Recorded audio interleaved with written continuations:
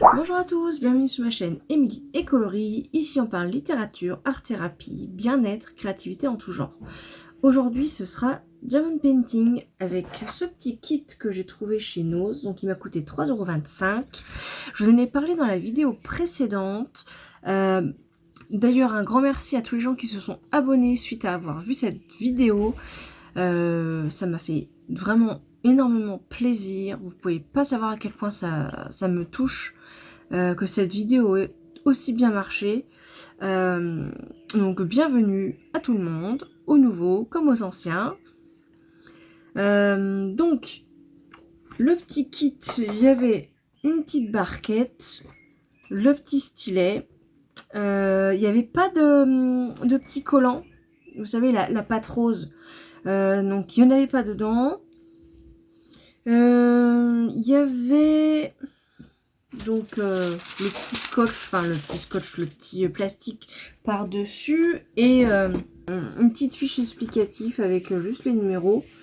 Et il y avait des petits sachets comme ça avec le numéro. Donc super simple. Le 8 c'est le 8, le 1 c'est le 1. Risque pas de se tromper.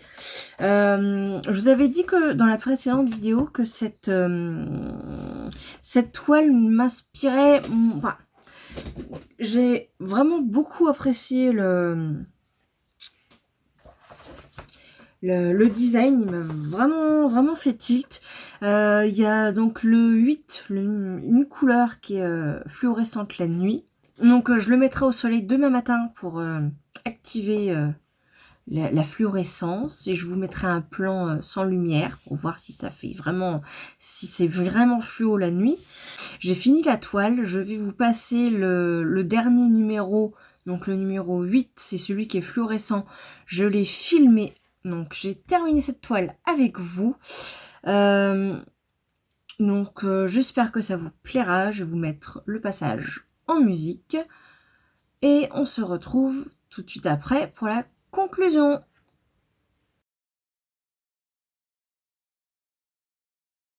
Allez, c'est parti!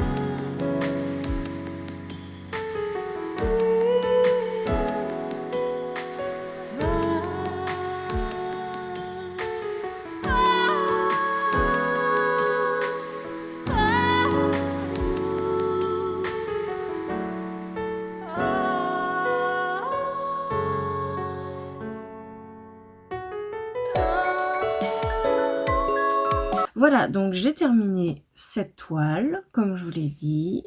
Et voici à quoi ça ressemble. Voilà. Je la trouve belle. Par contre, je trouve que les finitions sont pas...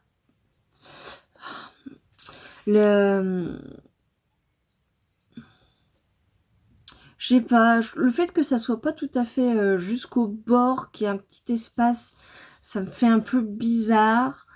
Et je sais pas si c'est les cases ou si c'est les petits diamants, mais j'ai l'impression qu'il y a quelque chose d'un un peu trop gros ou un peu trop petit du coup, et les petits diamants flottent un peu.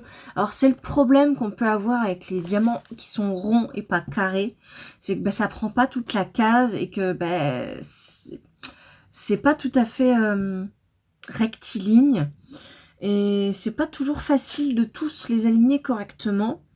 En tout cas, de loin, ça va aller dans le décor, je pense. C'est pas mal, c'est acceptable. J'aime beaucoup toujours ce design. Surtout de loin, je trouve que ça va être super cool. Donc ça va aller dans ma bibliothèque en déco. Qu'est-ce que je peux vous dire d'autre? Ça sent pas trop le solvant cette fois-ci, parce que c'est vrai que ça arrive que ça sente vraiment le solvant. Là, c'est pas le cas du tout. Ça a été assez rapide à faire. Franchement, c'est pas une mauvaise expérience. Ça m'a quand même bien plu de le faire. Et je suis très contente et très satisfaisante de poser les diamants un par un. D'ailleurs, c'est pour ça que je fais que un par un. Je trouve que c'est satisfaisant. C'est vrai que sur certains diamond painting, ça peut être long, quand il y a vraiment d'énormes surfaces de la même couleur. Donc là, je prends des plus gros, mais pour des petits trucs comme ça, je trouve que c'est largement bien un seul petit outil comme ça. Voilà. Je vais du coup le mettre à la lumière demain matin, parce que là il fait nuit. Je vous insérerai donc une photo, vidéo, je ne sais pas encore trop suivant mon éclairage, comment je vais faire ça. Bon, en fait, le mode vidéo du téléphone, il a rien pris du tout. Donc, je vous ai fait une photo. Voilà. Moi, ça m'a fait très plaisir de la tourner. J'espère qu'à vous, elle vous plaira. Bah, voilà. N'hésitez pas à me dire en commentaire ce que vous en avez pensé. Si vous voulez voir une autre vidéo sur un autre sujet. N'importe quoi. Ou si vous trouvez qu'il y a quelque chose qu'il faudrait changer, pourquoi pas. Donc voilà, n'hésitez pas à liker, à vous abonner et à la prochaine. Bye!